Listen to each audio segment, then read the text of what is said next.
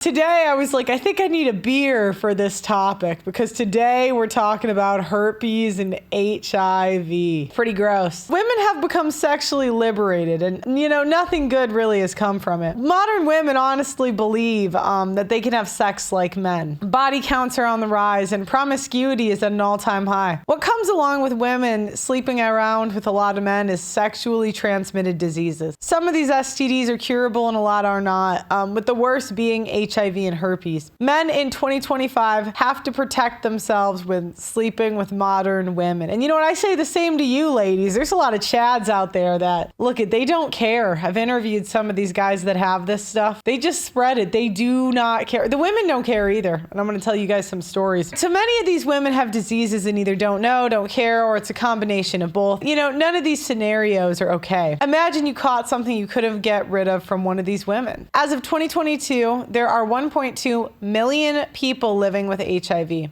It is estimated that 13% of people living with HIV don't know and haven't been tested. Women make up 45% of new HIV infections.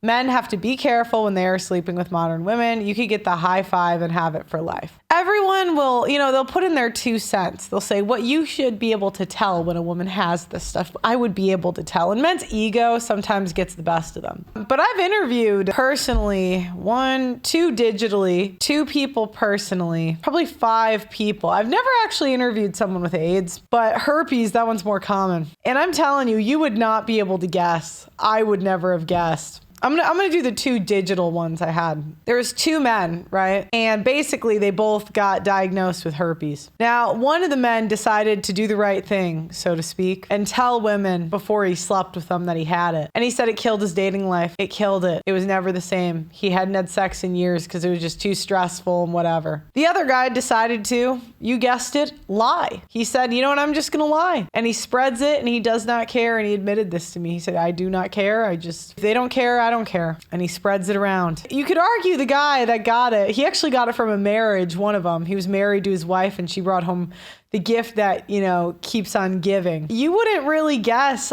You wouldn't guess it would be these guys. Even talking about this stuff, I still feel, I know I do a show, I chose the topic, but this even makes me feel uncomfortable talking about it. That's why I was looking for a beer before this show, is because I really want to stress to you guys that it's not always the men or the women you think it is. You cannot tell. He just looked like a stand-up, middle-class, white guy. You would not guess. The other guy, I think, was Puerto Rican, middle class, sales dude. I mean, you could maybe say okay, you couldn't know. I'm telling you.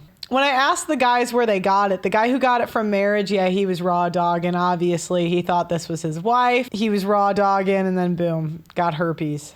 He said it was the 3rd girl he ever slept with. Isn't that an L? Oh my God, what an L. He said it was his wife, the 3rd woman he ever slept with. Now, the other guy, he also said it was one of the first people he ever slept with. He said he wore a condom. Now, I don't know. It says it reduces transmission.